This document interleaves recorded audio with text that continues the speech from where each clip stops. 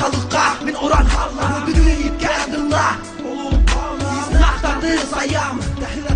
İzgi künyeğinden Ya Allah'ım kabul et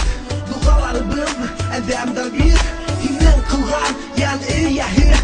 Tez bilge öğrenahi Akıl kara koymadın Ama kızak durmadın Azulanıp kırmadın Kavga kurdu vurmadın La ilahe illallah Muhammed Resulullah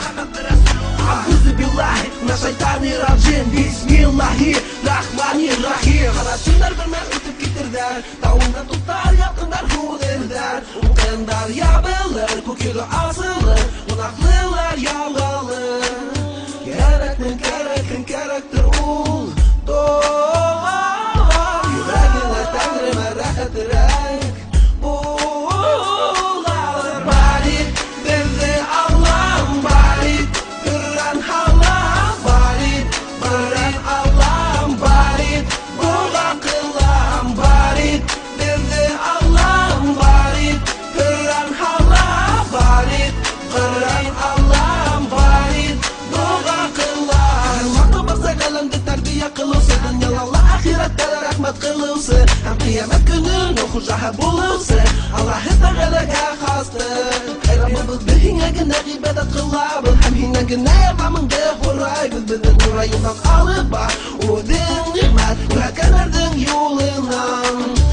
Azuğa darganar ağdaş Kandar yolundan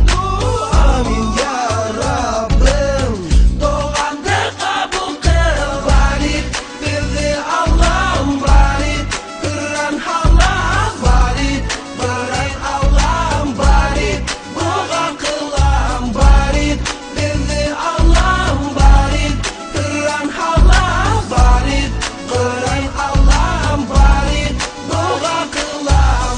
Euzubillahimineşşeytanirracim Bismillahirrahmanirrahim Elhamdülillahi Rabbil alemin Rahmanirrahim Maliki yevmiddin İyyâke na'budu ve iyyâke nestaîn İhdina sıratal mustaqim Sıratal lezîne en'amte aleyhim Gayril mağdûbi aleyhim